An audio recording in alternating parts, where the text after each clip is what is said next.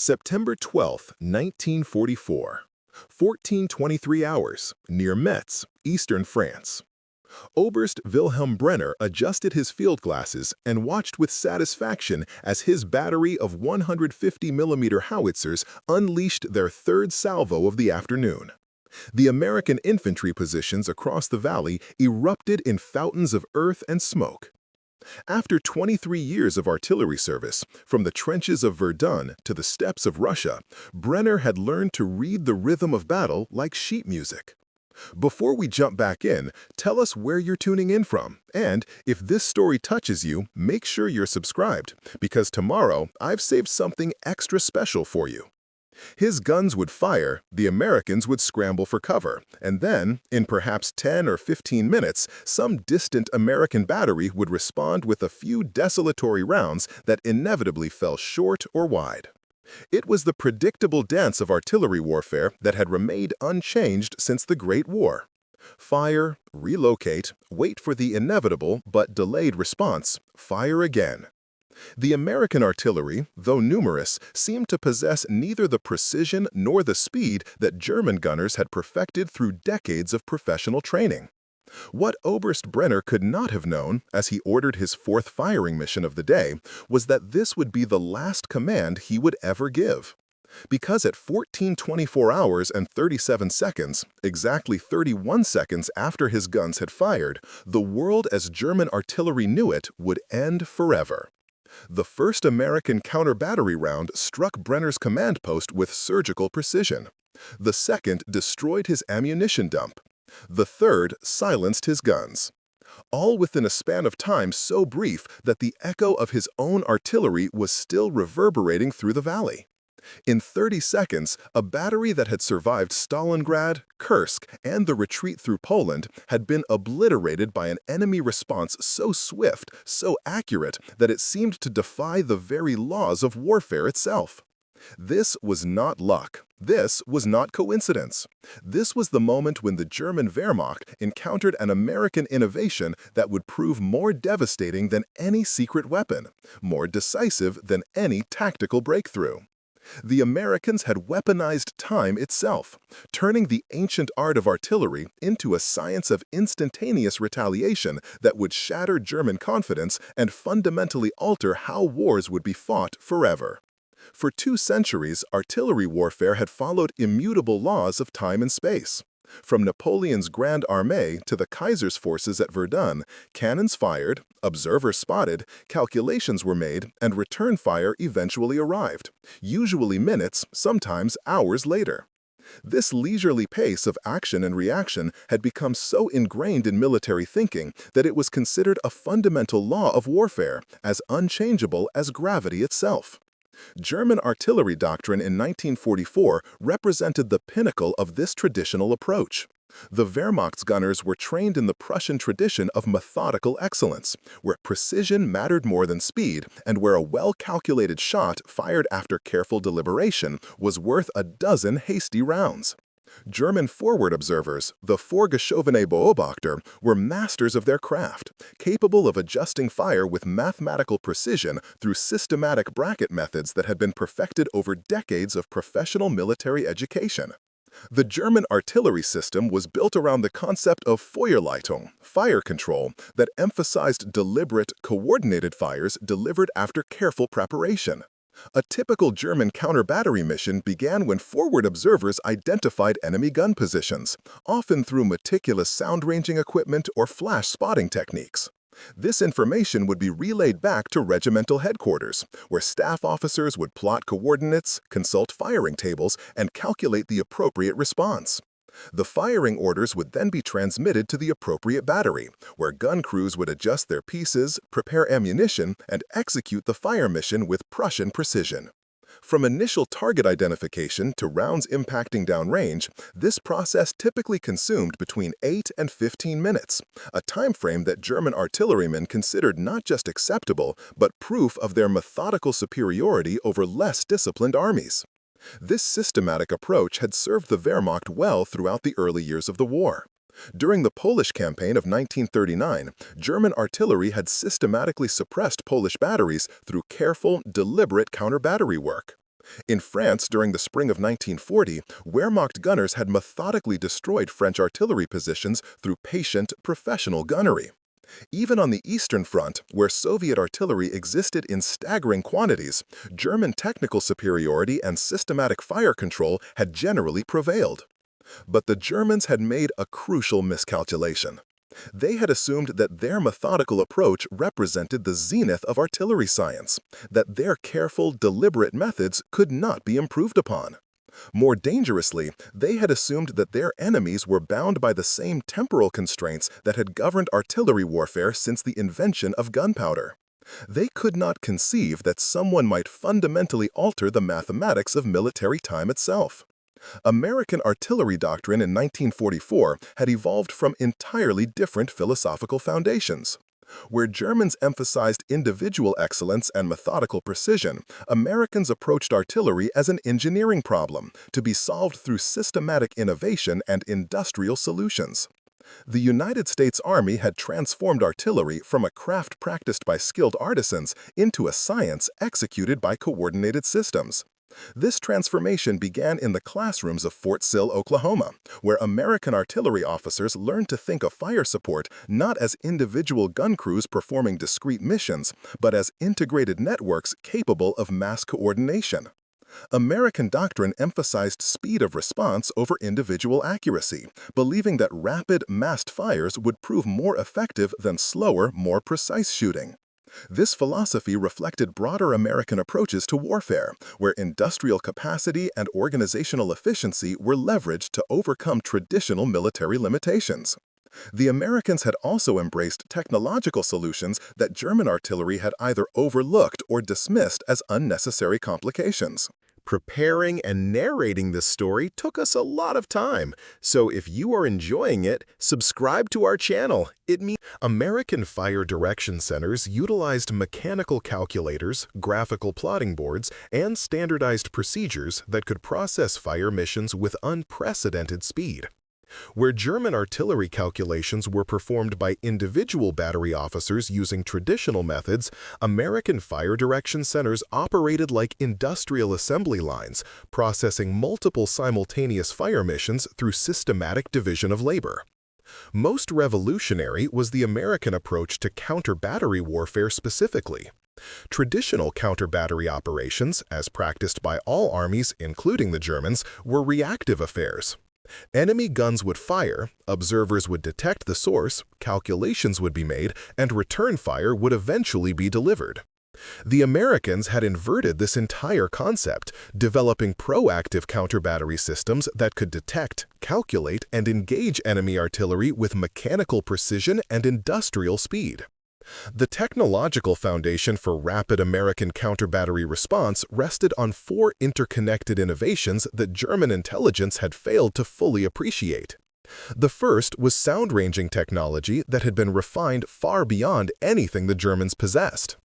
American sound-ranging sections deployed networks of sensitive microphones that could triangulate enemy gun positions within seconds of detecting muzzle blasts. These systems, originally developed for submarine detection, had been adapted for artillery use with devastating effectiveness. The second innovation was flash-ranging equipment that utilized synchronized cameras and timing devices to pinpoint enemy battery positions through optical detection of muzzle flashes. American flash-ranging units could determine enemy gun positions to within 50 meters, providing targeting data accurate enough for immediate counter-battery response. German flash-ranging techniques, while competent, required more time and provided less precise location data. The third element was communication technology that dwarfed German capabilities. American counter-battery networks operated through redundant telephone and radio systems that could transmit targeting data instantaneously to multiple fire direction centers simultaneously. A single American observer detecting enemy artillery could alert dozens of American batteries within seconds, creating response capabilities that German planners had never contemplated. The fourth and most crucial innovation was computational speed achieved through mechanical fire direction equipment and standardized procedures. American fire direction centers could calculate firing solutions for multiple batteries concurrently, reducing the time from target identification to rounds firing from minutes to seconds. German fire direction methods, while accurate, simply could not match this computational velocity. The integration of these technologies created counter-battery capabilities that operated at speeds German artillery had never encountered. When German guns fired, American sound-ranging and flash-ranging equipment would simultaneously detect the source. This information would be instantly transmitted to fire direction centers, where mechanical calculators and standardized procedures would generate firing solutions from multiple American batteries within seconds. The resulting counter-battery response would arrive at German positions before German gunners had completed their own firing sequences. But technology alone could not account for the devastating effectiveness of American counter-battery operations. The Americans had also solved the human element of rapid response through intensive training programs that transformed artillery operations from skilled crafts into systematic procedures. American artillery crews were trained to execute fire missions through mechanical repetition, where every action was standardized and every delay eliminated. German artillery training emphasized individual expertise and careful deliberation, while American training focused on systematic speed and coordinated efficiency. The psychological preparation was equally important. German artillerymen had been trained to expect reasonable intervals between firing and receiving return fire. This expectation was so deeply ingrained that it had become part of German tactical doctrine. Fire, observe results, prepare for eventual counter-battery response, relocate if necessary. American rapid counter-battery eliminated this psychological buffer zone, creating temporal compression that German gunners found psychologically devastating. The first systematic encounters between German artillery and American rapid counter-battery occurred during the September 1944 operations around Nancy, though German commanders initially dismissed these as isolated incidents or lucky shots.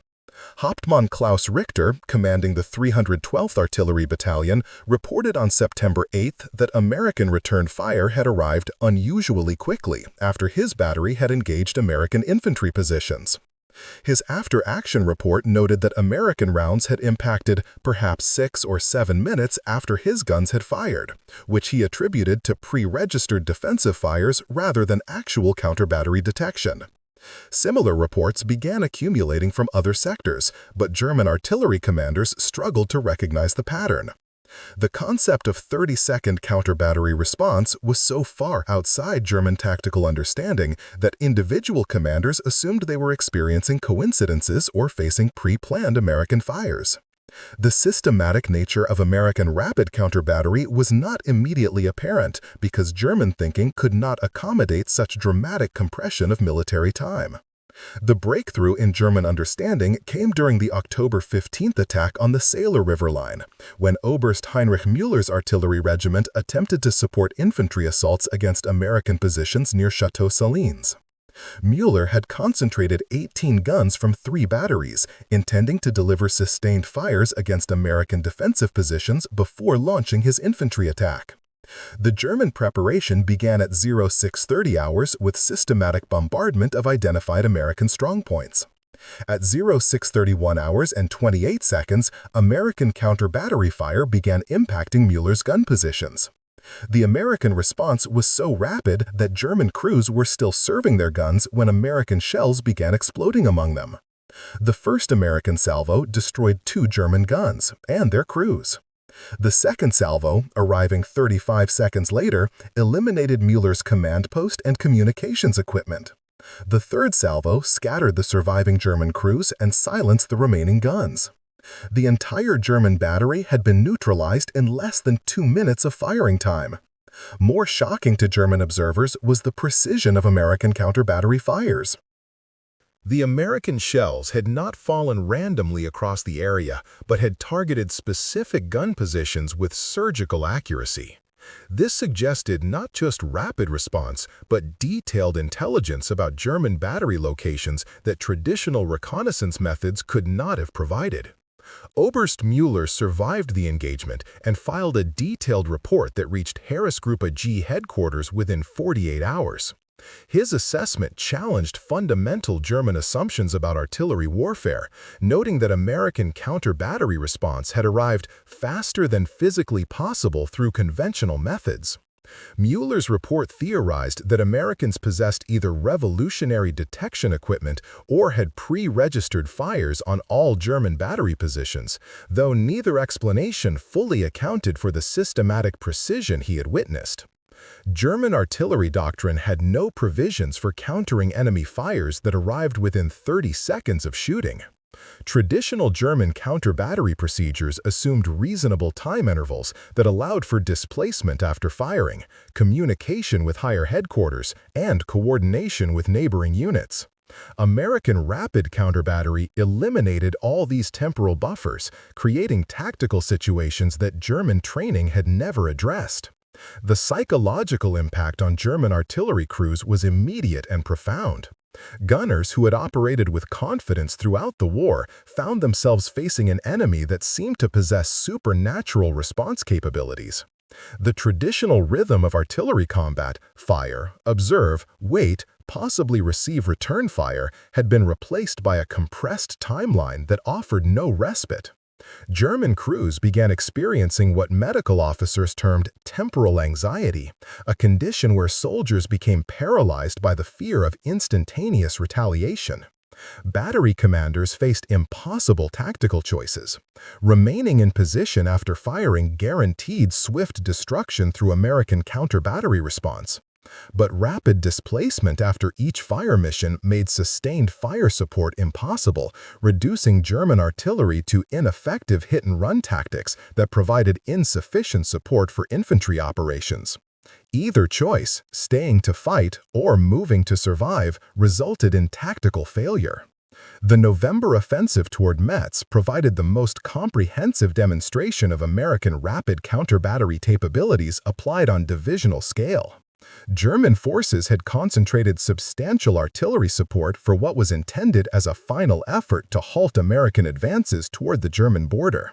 The 19th Volksgrenadier Division, supported by elements of the 25th Panzergrenadier Division, had assembled over 60 guns for a coordinated bombardment of American positions along the Moselle River.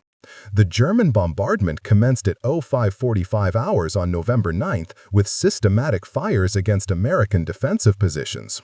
German planners had calculated that sustained artillery preparation would suppress American resistance sufficiently to allow successful infantry assault across the river. The German fire plan called for 40 minutes of preparatory bombardment before infantry would begin their attack. The German preparation lasted exactly 4 minutes and 37 seconds.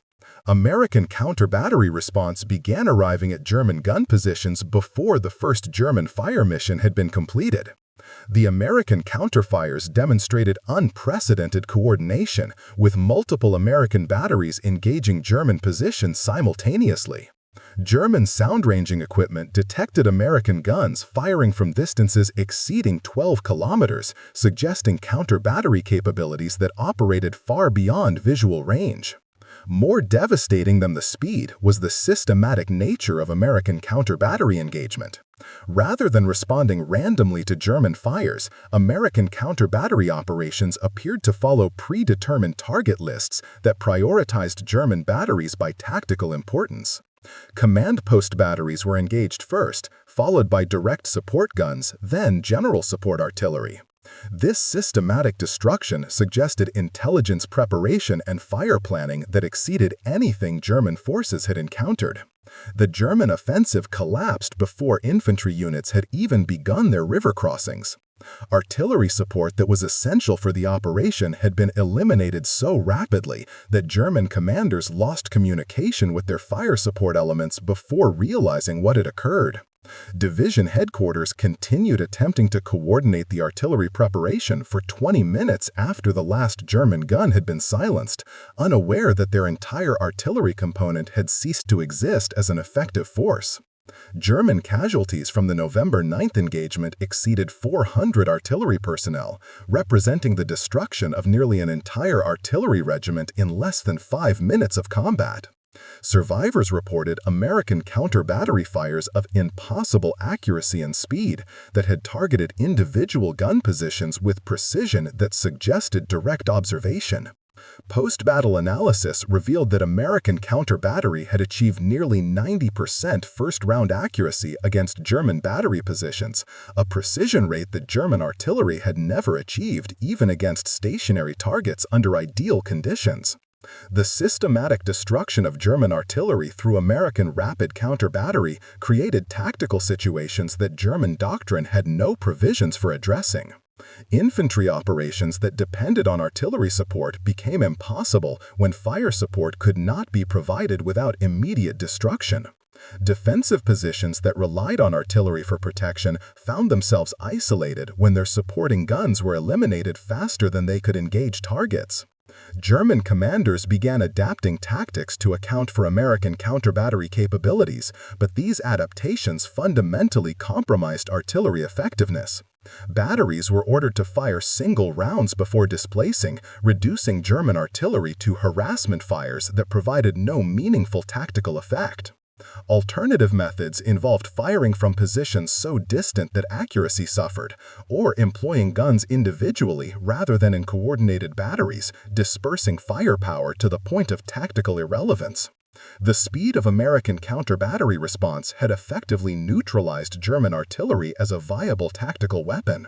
The mathematical precision that had made German gunnery feared throughout Europe became irrelevant when German guns could not survive long enough to demonstrate their accuracy.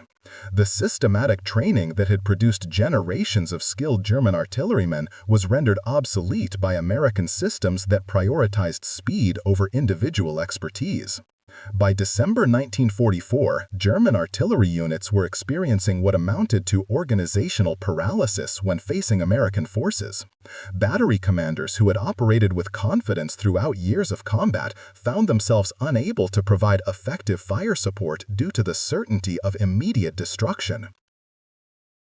Artillery units that had formed the backbone of German tactical doctrine for decades had been reduced to ineffective auxiliaries whose primary function was avoiding detection rather than engaging the enemy. The transformation was so complete that German infantry units began operating without artillery support entirely, accepting tactical limitations rather than risking the immediate destruction that resulted from calling for fires. The psychological impact extended beyond individual units to affect German tactical thinking at operational levels, where commanders planned operations under the assumption that artillery support would be unavailable or ineffective against American forces. This represented a fundamental alteration in the character of warfare itself. For the first time in military history, one side had achieved such temporal superiority in counter-battery operations that the opposing artillery had become tactically irrelevant. The mathematics of military time had been permanently altered, creating new realities that would influence military doctrine for generations to come. The true scope of American counter-battery superiority became apparent during the December battles for the Saar Basin, when German forces attempted their most ambitious artillery concentration since the Ardennes offensive. General-Major Friedrich von Seckendorf had assembled the largest German artillery force remaining on the Western Front, consolidating guns from 6 different divisions into a unified fire support command. Over 90 pieces ranging from 105mm field guns to massive 210mm howitzers had been positioned in carefully surveyed locations throughout the forested hills overlooking the Saar River. Von Seckendorf's plan represented traditional German artillery doctrine at its most sophisticated. His guns were positioned in mutually supporting positions with overlapping fields of fire, connected by buried telephone cables and served by the most experienced crews remaining in the Wehrmacht. The concentration had taken 3 weeks to organize, with ammunition stockpiled in hardened bunkers and firing positions camouflaged to near invisibility. German engineers had even constructed false battery positions to deceive American reconnaissance, complete with dummy guns and simulated activity. The offensive was scheduled to commence at dawn on December 18th, with a 2-hour preparatory bombardment designed to devastate American positions across a 15-kilometer front. Von Seckendorf had calculated that such sustained, concentrated fires would create the conditions necessary for a successful infantry breakthrough that might relieve pressure on the faltering Ardennes offensive to the north. The German gunners were confident in their preparations, believing that the sheer scale of their artillery concentration would overwhelm any American counter-battery response. At 500 hours, the German bombardment began with methodical precision. The first salvo from 60 guns struck American positions with devastating accuracy, the product of weeks of careful preparation and survey work.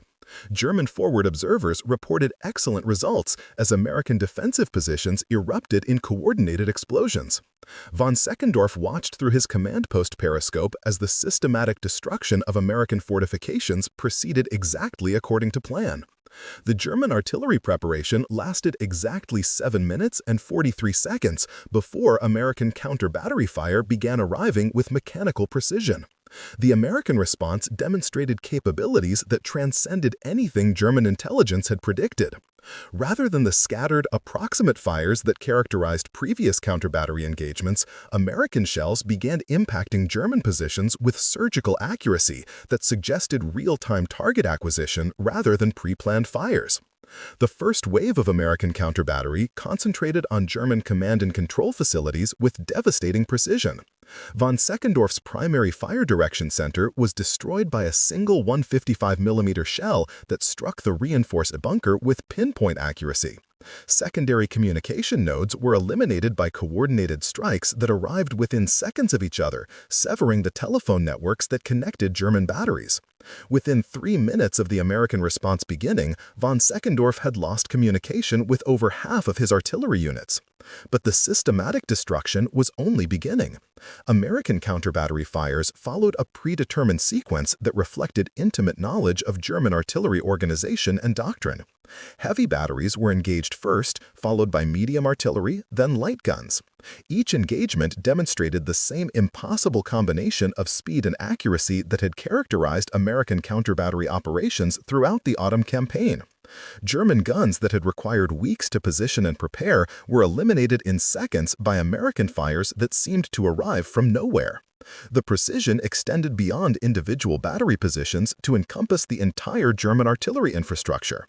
Ammunition bunkers were targeted with delayed fuse-penetrating rounds that detonated deep underground, creating secondary explosions that destroyed months of accumulated supplies. Supply routes were interdicted by precisely placed fires that created impassable obstacles without wasting rounds on empty terrain. Even German artillery maintenance facilities were struck by American fires that demonstrated detailed intelligence about German logistical organization. Von Seckendorf's carefully planned artillery offensive had been transformed into a massacre of German gun crews who found themselves defenseless against an enemy that seemed to possess supernatural capabilities. German batteries that attempted to displace after firing were engaged well in motion, with American shells impacting on access roads and displacement routes with timing that suggested continuous observation. Guns that remained silent in hopes of avoiding detection were targeted anyway, indicating that American intelligence extended far beyond immediate tactical reconnaissance. The systematic elimination of German artillery continued for over an hour, long after German guns had ceased firing. American counter-battery operations appeared to be working from comprehensive target lists that included every German gun position in the sector, regardless of whether those positions had revealed themselves through firing. The methodical destruction suggested preparation and intelligence gathering that dwarfed German capabilities, revealing American organizational advantages that extended far beyond technological superiority. By 6:30 hours, von Seckendorf's artillery command had been effectively eliminated as a fighting force. Of the 90 guns that had begun the bombardment, fewer than 20 remained operational, and these were scattered individual pieces cut off from communication and supply. The German artillery concentration that had required weeks to organize and position had been destroyed in less than 90 minutes by American counter-battery fires that had operated with industrial efficiency and mathematical precision. The psychological impact on surviving German artillery personnel was profound and lasting. Crews who had served guns throughout the war found themselves facing an enemy whose response capabilities seemed to transcend physical limitations. The traditional understanding of artillery warfare, where guns could fire and displace before enemy response arrived, had been rendered obsolete by American systems that eliminated the temporal safety margins that had governed artillery operations for centuries. German medical units reported unprecedented rates of combat stress specifically related to artillery service, with experienced crews refusing to man guns due to the certainty of immediate destruction. Veteran gunners who had operated under Soviet artillery barrages on the Eastern Front exhibited symptoms of complete psychological breakdown when assigned to batteries facing American forces. The instantaneous nature of American counter-battery response had eliminated the psychological coping mechanisms that allowed artillery crews to function under fire. The technological foundation for American counter-battery superiority extended far beyond the detection and communication systems that German intelligence had partially identified. American forces had deployed integrated fire control networks that operated on scales and with capabilities that German planners had never conceived possible. Each American artillery battalion was connected to corps-level fire direction centers through redundant communication systems that could coordinate the fires of hundreds of guns across divisional boundaries. The American counter-battery response that had destroyed von Seckendorf's artillery had involved over 200 American guns firing from positions scattered across 50 kilometers of front. The coordination required to achieve such precise timing and targeting represented organizational capabilities that dwarfed German artillery doctrine.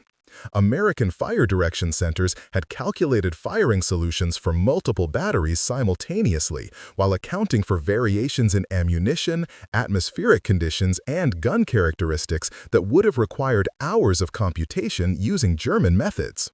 More revolutionary was the American approach to target acquisition that combined multiple detection methods into integrated intelligence systems. Sound ranging, flash ranging, aerial reconnaissance, and intercepted German communications were synthesized into comprehensive target databases that identified German artillery positions regardless of whether those positions had fired. American intelligence preparation that cataloged every potential gun position in German-held territory, creating target lists that enabled systematic destruction of German artillery capabilities. The speed of American counter-battery calculation was achieved through mechanical computing devices that processed ballistic problems with unprecedented velocity. American fire direction centers utilized analog computers specifically designed for artillery calculations, reducing the time required for complex firing solutions from minutes to seconds. These mechanical calculators, combined with standardized procedures and trained personnel, created computational capabilities that transformed artillery from a craft requiring individual expertise into a systematic industrial process. German attempts to counter American advantages through tactical innovation proved largely ineffective against systems that operated at such compressed timescales. Traditional counter-battery techniques that relied on mobility and deception were rendered obsolete by American detection capabilities that could track German guns regardless of camouflage or movement. German artillery units that attempted to operate using hit-and-run tactics found themselves engaged by American fires before they could complete displacement, creating tactical situations where German guns could neither fight effectively nor survive. The industrial foundation underlying American counter-battery superiority became apparent through the sustained nature of American fire support operations. Where German artillery was constrained by limited ammunition supplies and transportation difficulties, American batteries operated with seemingly unlimited logistical support that enabled continuous operations at maximum intensity. American ammunition production and distribution systems delivered shells to forward batteries faster than those batteries could expend them, creating tactical situations where American artillery could maintain suppressive fires indefinitely. The quality and standardization of American ammunition also contributed to counter-battery effectiveness through predictable ballistic performance that enabled precise calculations. Every American shell was manufactured to exacting specifications that ensured consistent flight characteristics, while German ammunition showed increasing variability due to wartime production constraints. This standardization allowed American fire direction centers to calculate firing solutions with confidence that rounds would impact exactly as predicted, enabling the precision that made rapid counter-battery response effective. American counter-battery operations also demonstrated unprecedented coordination between different types of fire support assets. Artillery units worked in coordination with mortars, tank destroyers employed as indirect fire weapons, and naval gunfire support to create fire support networks that operated across service boundaries. This joint approach to counter-battery operations enabled American forces to engage German artillery with multiple weapon systems, ensuring destruction even if individual systems failed to achieve hits. The systematic nature of American counter-battery response reflected planning and preparation that operated on strategic rather than tactical timescales. American intelligence services had spent months cataloging German artillery capabilities, identifying key personnel, and mapping logistical networks that supported German fire support operations. This preparation enabled American forces to target not just individual German guns, but the entire infrastructure that made German artillery operations possible. The December battles demonstrated that American counter-battery superiority had evolved beyond tactical innovation into strategic capability that could eliminate German artillery as an effective weapon system. The systematic destruction of von Seckendorf's artillery command represented not just tactical success, but the achievement of fire superiority so complete that German forces could no longer conduct offensive operations that required artillery support.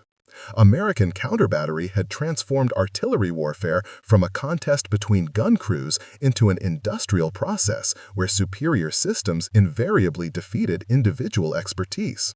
The implications extended beyond immediate tactical situations to affect German strategic planning at army group level.